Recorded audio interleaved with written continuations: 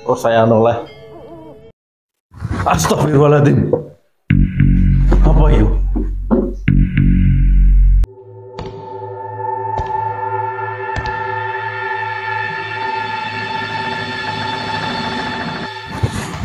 Assalamualaikum warahmatullahi wabarakatuh.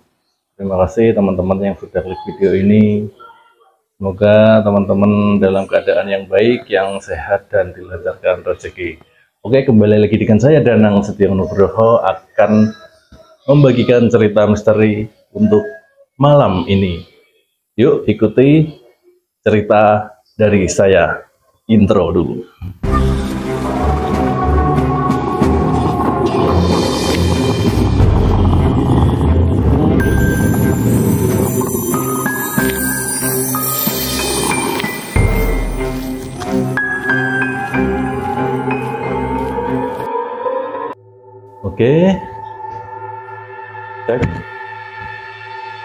Oke, saya mulai cerita. Waktu itu berlatar 5 tahun yang lalu, waktu saya mengikuti kegiatan pramuka, kemah ya, kemah.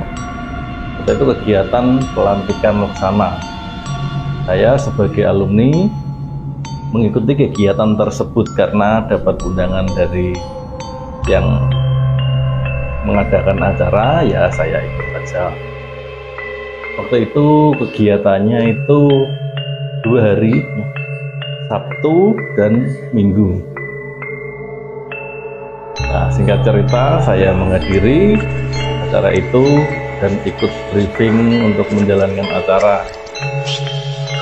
Untuk acara pertama, ya kita bagi tugas dan bagi tugas untuk mengajarkan materi ke alam laksana tadi.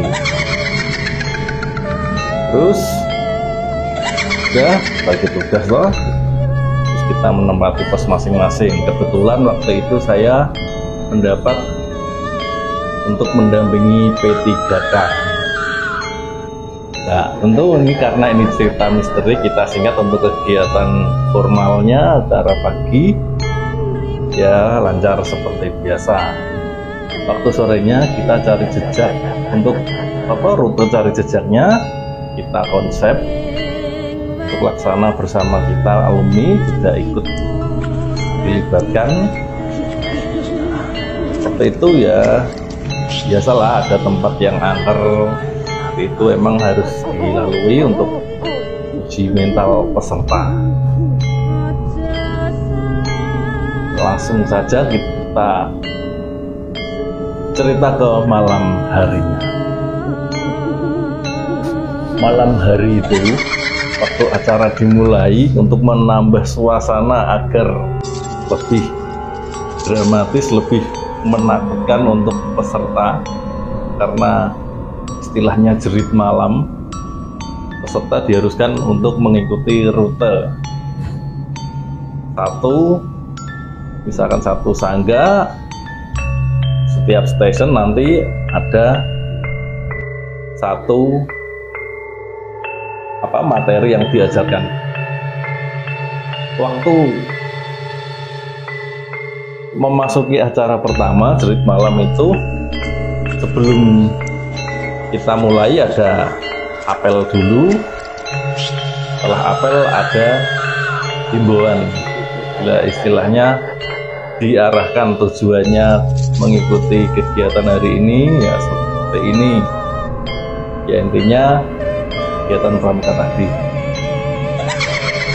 Setelah acara mulai, kita menuju ke pos-pos tadi. Nah, si mistisnya dimulai dari ini. Waktu pertama di pos pertama saja itu sudah banyak yang ketakutan, karena waktu keluar dari gerbang sekolah itu emang dari pihak panitia emang membuat suasananya itu mencekam, dikasih aroma melati ya, kayak parfum gitulah. Terus ada bunga-bunganya untuk menambah suasana mistisnya agar lebih greget untuk mengikuti acara mencari jejak itu tadi. Waktu di pos pertama tadi itu saya kebetulan lewat di sana. Ada beberapa anak yang kesurupan, sudah mulai ini. Anak kesurupan tadi tiba-tiba kesurupan, lari, terus lari, kesurupan lagi, lari. Ada sekitar 5 orangan tadi,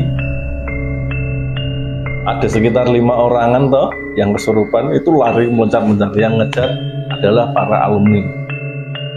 Saya juga ikut karena saya melihat waktu kejadian itu. Terus saya samperin itu anak yang saya kejar, soalnya saya satu orang yang saya kejar, itu cewek. Dia tuh kerasukan kayak gini loh, nyakar sambil ya seperti itu. Dari gayanya kan saya kira kan, wah ini kesurupan apa ini. Saya mencoba untuk membantu ya agar baikan lah. Saya bantu, saya doakan ya, setelah itu dia tenang. Setelah dia tenang, saya kalau perasaan saya sendiri itu merasakan, loh, tadi kok cakar-cakar kayak gini. Tapi yang saya rasakan itu bukan monyet, bukan genderuwo, tapi malah ular. Siluman ular mungkin. Itu saya bilang kayak gini, Mbah Amit, kami datang tidak untuk mengganggu, permisi ya Mbah. Waktu itu kan anak-anak kan mungkin nggak permisi atau apa, ya terjadi seperti itu. Setelah itu anak ini tenang, saya evakuasi ke pangkalan lagi. Di sana ternyata banyak orang, ada sekitar 8 orang lah. Tadi di lokasi pertama kan saya lihat itu 5, tapi waktu saya diamankan ke UKS itu ada banyak sekali, kalau enggak 7 ya 8, pokoknya itu ada rebahan gitu. Terus ada temen yang bisa untuk menetralisir itu tadi yang kerasukan. Terus saya kembali lagi untuk menjalankan tugas. Untuk selanjutnya itu saya mencium bau apa ya, kayak buah gitu loh. Buahnya itu kalau kayak buah pepaya sama nangka gitu loh, harumnya kayak harum-harum buah yang aneh gitu. Terus saya bilang kayak ke teman saya sama alumni, Mas, kamu nyium bau ini enggak? Terus saya bilang, saya dikode gini doang, saya enggak ngomong. Saya ngomong lagi, baunya kok kayak gini ya Mas? Saya dipok ini. Terus saya noleh, astagfirullahaladzim, apa yuk?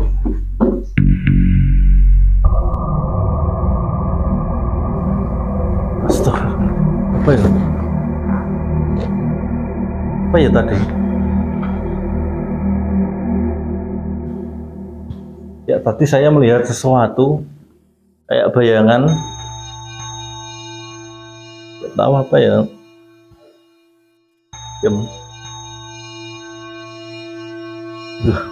Merinding banget rasanya, kuping berdenging ini, kaget. Astagfirullahaladzim. Oke, kita lanjut tadi saya ditepuk pundak saya melihat ada sosok tinggi besar di balik pohon-pohon, apa kayak pohon lontar lah, itu ada genderuwo. Wah, jelas banget. Saya ambil gambarnya, ada yang ambil gambar, ada yang dapat, ada yang enggak. Kurang lebihnya gambarnya seperti ini, ntar saya cantumkan. Wah, ngeri banget itu. Waktu muncul sih diam aja, cuma ada bau kayak gitu loh, aneh, menyengat buah-buahan yang aromanya tajam kayak nangka sama pepaya gitu loh. Ya, ternyata itu genderuwo tadi. Kalau saya nggak ditepuk mungkin saya nggak dapat lihat, cuma karena ditepuk teman saya kebetulan ya untuk hal-hal gaib itu juga paham, jadi beliau lebih paham dari saya. Terus saya diajarin, Mas, kalau ada seperti itu jangan bilang, kamu diam aja, kasihan yang di dekat kamu. Saya diperingatin seperti itu. Oh iya itu Pak. Terus setelah itu saya akan lihat penampakan sejelas itu. Terus wow, rasanya begitu, setiap berjalan itu kayak ngikutin gitu, perasaan seperti itu. Dan tiba-tiba ada laksana yang panitia lah, lari 2 orang sambil nangis, Kak tolong, Nah, dia bilang seperti itu. Ya, kenapa kan? Saya tanya. Aduh Kak, saya tersesat Kak, disesatkan Kak, kayak seolah-olah itu disesatkan di alam yang gaib tadi. Ceritanya seperti itu singkatnya. Terus saya kan nggak percaya kamu ngaco, bohong, ngapusi, bahasaku ngapusi.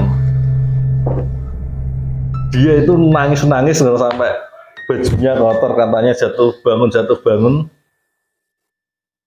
Lebih kamu Soronono. Saya ya mungkin bisa percaya, bisa enggak, soalnya kalau saya percaya ya mungkin percaya aja, karena ntar ada resikonya ke adik-adik yang peserta, malah takut karena ada kakak laksananya yang seperti ini. Terus kita amankan. Dan teman saya yang tadi ngajak untuk ke lokasi tersebut, dia bilang ke sana, Wani melu aku rono. Terus saya bilang ya oke. Terus di sana ada laksana juga yang menunggu di pos tersebut. Terus kakak yang tadi mengambil alih. Nah, ini di sini materinya apa? Coba. Terus laksana tadi disuruh pergi, tinggal saya berdua dengan beliau tadi. Terus di saya diomongin, Nang, kamu percaya nggak kalau di sini ada kerajaan gaib? Sontak saya merinding melihat kata-kata itu. Sorry, bukan mendengar kata-kata itu, belepotan ngomongnya. Saya merinding, cuma karena saya waktu itu juga penasaran, saya bilang ya percaya, tapi ya lihat saja nanti kayak gimana. Terus ya ngobrol-ngobrol putar materi sedikit, terus dapat informasi dari laksana kalau rute yang saya tempati ini dialihkan. Padahal sebelumnya sudah berjalan satu kelompok di rute ini. Terus untuk yang keduanya dialihkan karena laporan dari kakak laksana yang tadi nangis-nangis tadi sampai ke ketuanya, terus akhirnya dialihkan, dan saya dan teman saya tadi nggak mengetahui kalau rute dialihkan. Saya tunggu peserta kok nggak datang-datang. Terus iseng, saya dan kawan saya tadi, kawan saya suka memprovokasi sih, Nang, kamu berani nggak uji nyali di sini 1 jam? 1 jam. Menurut saya ya berani ya, saya bilang seperti itu. Tapi di sini nggak ada kamera, nggak ada penerangan, cuma bulan sama bintang aja yang menerangi. Waktu itu saya HP-nya masih HP kecil itu, HP Nokia, jadi cuma baterai kecil aja yang bisa nyala, belum, untuk HP-nya belum seperti secanggih saat ini. Terus saya di sana, teman saya waktu nantangan itu kayak bercanda kayak gitu, tapi tiba-tiba dia merasa gelisah, merasa ada sesuatu yang aneh. Terus saya disuruh nunggu di sini, saya sendiri, dia berjalan balik tadi untuk memberitahu apa, nggak tahu, pokoknya dia tuh kayak cemas gitu loh. Terus saya di sini sendiri, Kak, kamu di sini? Oke, saya bilang oke. Oh, di sana sendirian saya ketemu sosok yang tinggi besar berbulu tadi, kita sebut genderuwo saja. Saya lihat, cuma saya nggak berani lari. Saya cuma ya takut wajar lah, cuma saya diam. Saya lihat melotot gitu. Terus tiba-tiba dia mendekat saya, mau nyerang kayak gini loh tangannya. Cuma saya tangkis, guys. Saya tangkis begini, itu tangannya kayak hancur gitu loh, kayak apa ya, sensasinya kayak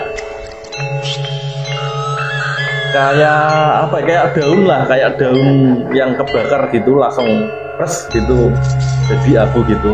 Saya tangkis gini, guys, jadi abu. Saya takut kalau kok nyerang, biasanya kayak gitu cuma muncul doang itu nyerang.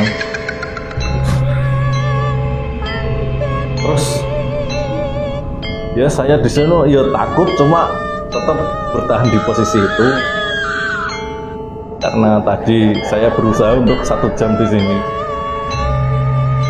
Terus gak lama kemudian sosok itu muncul lagi, terus mau nyerang lagi. Saya juga sontak ya, apa ya, dia mau nyerang, saya ya mau pertahanan lah, karena saya tinju dia jebol kayak gini, langsung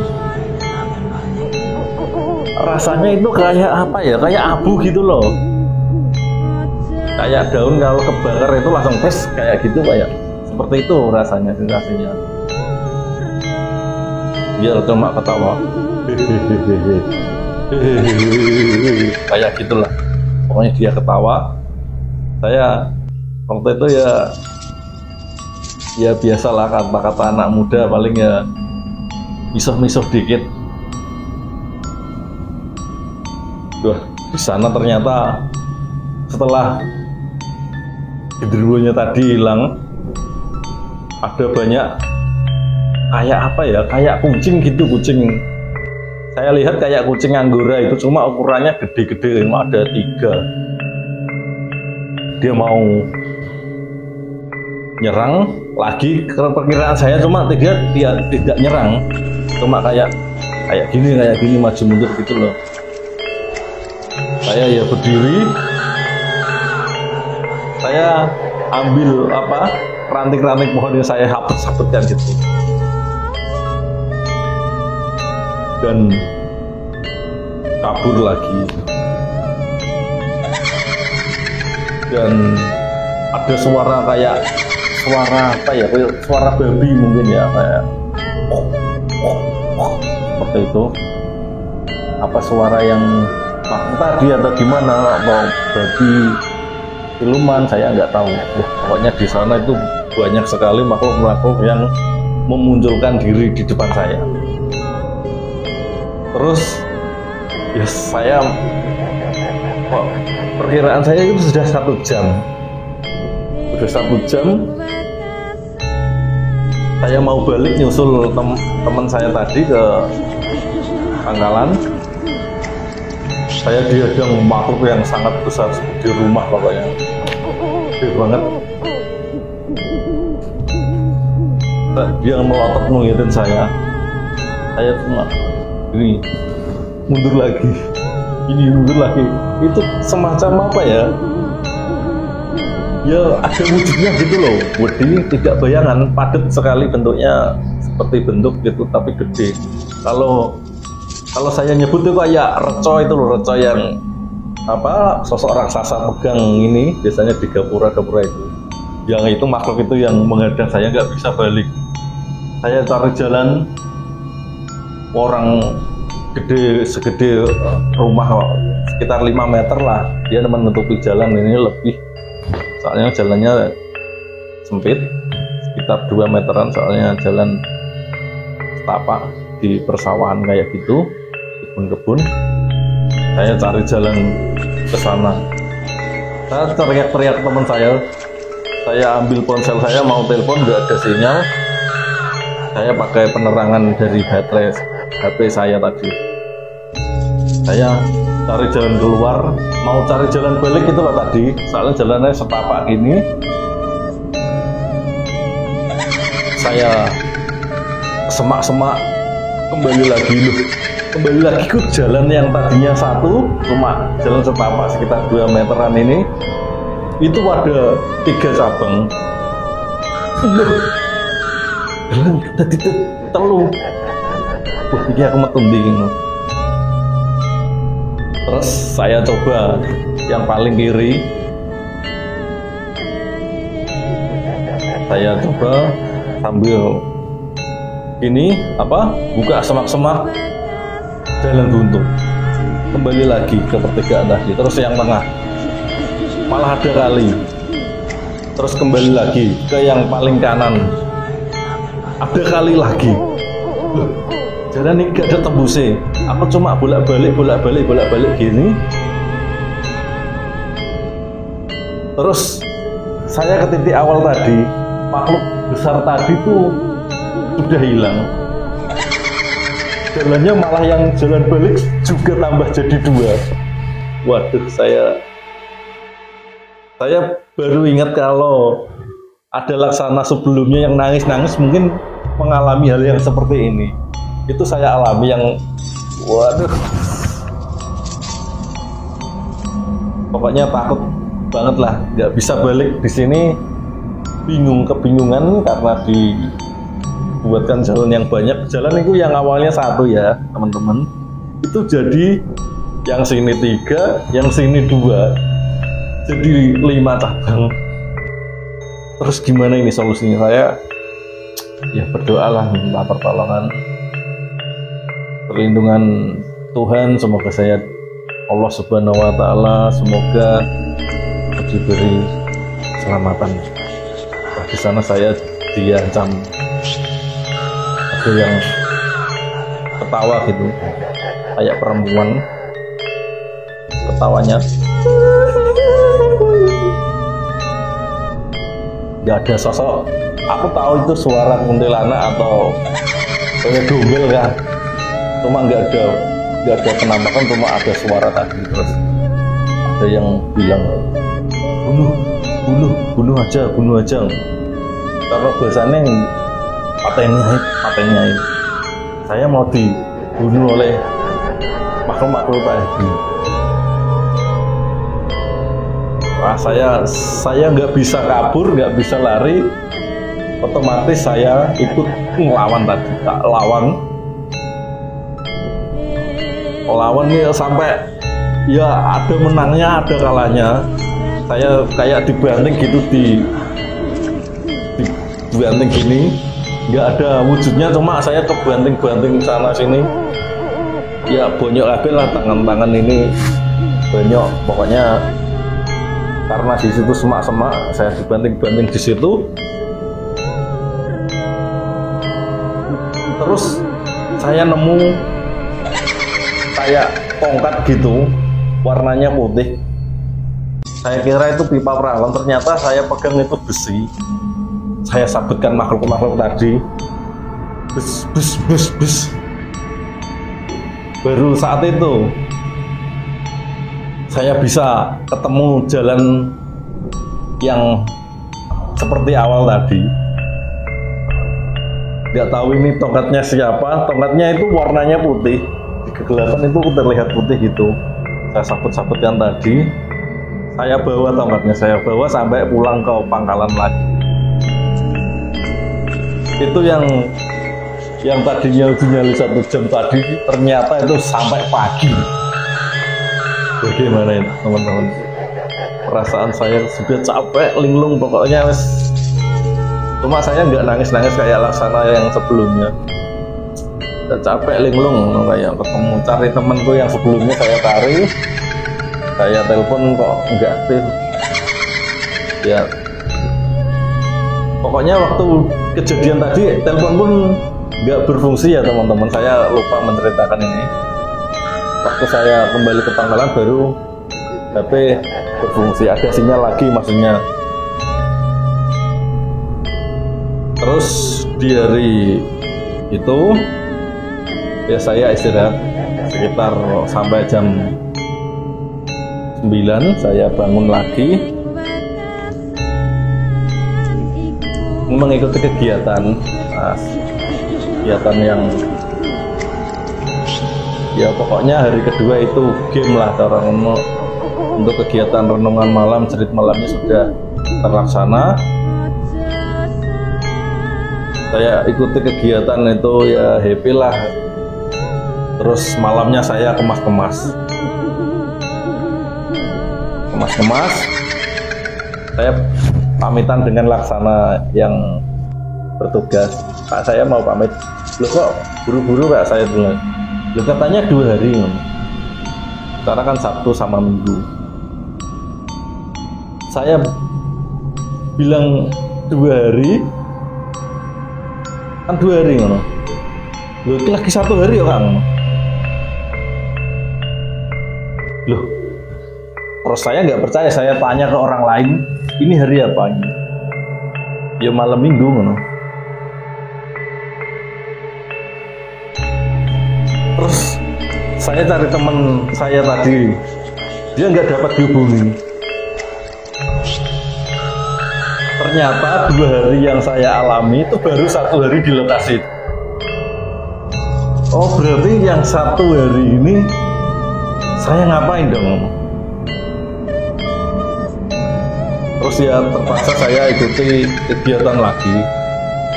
Kayaknya kegiatannya ya berbeda sih dari hari sebelumnya. Cuma saya agak bingung gitu. Kok 3 hari, Sabtu, Minggu, ini kudune Senin, bagi saya seperti itu. Tapi kok Minggu saya lihat HP juga ya Minggu.